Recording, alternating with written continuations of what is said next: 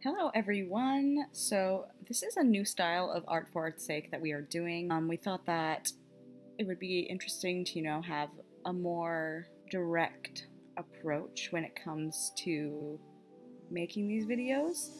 We're still open to having our live streams. They're probably going to be less frequent as they were in the past, but if you know anyone interested in those, feel free to contact us and we can still put them on the schedule. But this is video 1 of the Art for Art's Sake member show series, which is really exciting. I am loving it so far. I have been able to interview a few of our members who are in the show and get their perspective on varying topics that surround art and surround what it means to be an artist, what it means to be an artist living in this community or growing up in a variety of communities. So stay tuned as we go through this. Each video will be released on Fridays at 4 p.m. and you can view it on Facebook or on our YouTube page. And if anyone would like to sponsor or make a donation to keep these videos going, we would absolutely appreciate that. Please reach out or go to slcartscouncil.org/give to make a donation, and we would love to get in contact if anyone's interested in sponsoring. So just shoot us a message or an email. My email is programs@slcartscouncil.org if you are interested in that. So without further ado, I will get into the interview. This week's topic is the meaning of art and how it relates to our identity as human beings. If you would like to answer some of these questions, feel free to do so in the comment section below, because we would love to hear your own stories and experiences as well. My name is Shubha and I'm from India. India is a land of many diverse cultures and it's very colorful. So there's a lot of beauty and art around. As I grew up, I was surrounded by various forms of art as it is part of our culture and heritage.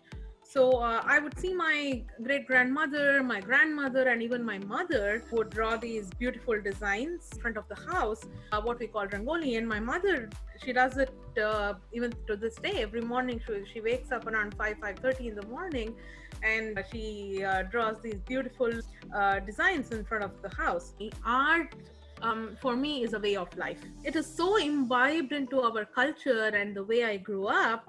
I don't think I could have gotten away from it even if I wanted to. I like a whole variety of arts because it allows us to express our inner self, if you will, and also gives us the ability to see into the creative mind. It allows us to be actually seen, if you will.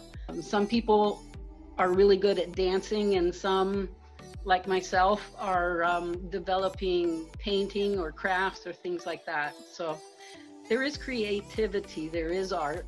It's just a matter of what it is in the eye of the beholder. And ever since I was a kid, I would need to find things to work with my hands. Mostly it was through drawing, and then as I got a little older, I would paint. And then I got married, had kids, and no time for painting, etc., etc. So I would get into other things as long as I was able to use my hands. I did things like making baskets, which I really enjoyed, but my left wrist didn't like that.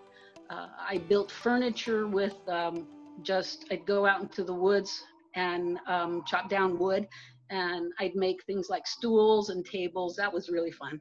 And then I switched the basket weaving into caning. In addition to my recent painting, I got into working with glass, which is really cool. I love it. My heart is painting. And while I know that a lot of people really are thrilled with landscapes only, and then there you have your other side who really enjoy abstract, I enjoy painting the way I see things through landscape, the beauty that we see in landscapes.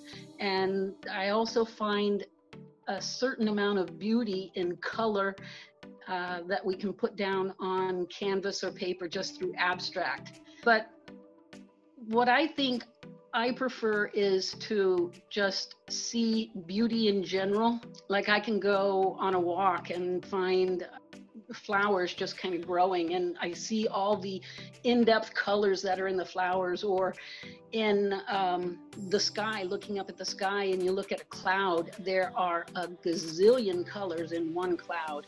And to me, that's beauty, that's art. So, yeah. For me, the arts are breath, life, and conveying meaning. And it's a beautiful storytelling shaped by a lot of what others view, what you take out or you put in. It's what other people see, their perception. They uplift and motivate, they inspire, and they move people. They often mirror thoughts and embody emotions as well. So I am one that the arts are so vitally important to preserve in our community.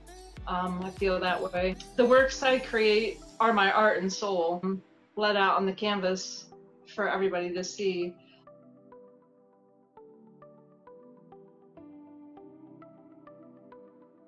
So painting and drawing these mandalas and these traditional forms of art, the intricate art, it takes me into a very blissful state, which is almost like a form of meditation for me. It brings me peace. It takes me to a place of happiness. One of the main objectives for me to do this kind of painting is, of course, it gives me a lot of happiness, but also I would like to spread the word of Indian art and culture. I am a Christian, and I believe that God allows us to see his world through his creations. And when we are able to work with our hands and to take what we see, what we have in our mind, and put it on paper, on canvas, or in any way use our talent that I believe God has given us, then that not only is fulfilling to us, but it also brings glory to God. So that's my point of view. The arts are a conduit to my inner self and a way of reflecting where I've been, where I am going, and recounting the world where we are as a society. Many times I'm inspired by music. A lot of my pieces are all about music that I'm listening to. Sometimes the titles reflect that. My art conveys so many various symbols within one painting. I could have 100 different symbols resembling different things and weaving the light into the darkness. For me personally, I create and teach art as a modality to healing myself and others. When I'm alone in my studio, I'm giving birth to canvases that relate to the emotions and feelings that I'm going through or what's going on in the world. A lot of times it's just, if I'm sad, I put it on the canvas. If I'm happy, I put it on the canvas. And it's all in a constant age of transformation and my soul's drive towards health and my faith. And the various media that I work in is digital art, which I take many different photographs from different things that inspire me, that I've taken or my friends have taken, and I cut it up and redistribute it into a different way. This kind of art encompasses many different screens. I also create chalk art. I paint. I do these acrylic poured paintings and then set it on fire, which is a lot of fun. And I create mosaics. I have one behind me actually. And I do glass bead jewelry, which I have on today. Oh, I write poetry and song, and I play guitar. And those are different ways that I express myself through the art.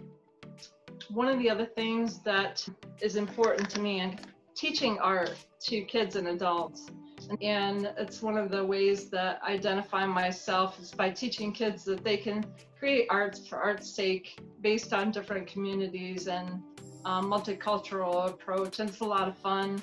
I enjoy what I do, and that's mostly my identity in this community is as a teacher and an artist. What I want to convey is things that people don't think of, like mental illness, sadness, peace, joy, and and bring those things to the forefront and allow people to really think about the symbols in my painting. And some of them are very blatant, and others are they're hidden.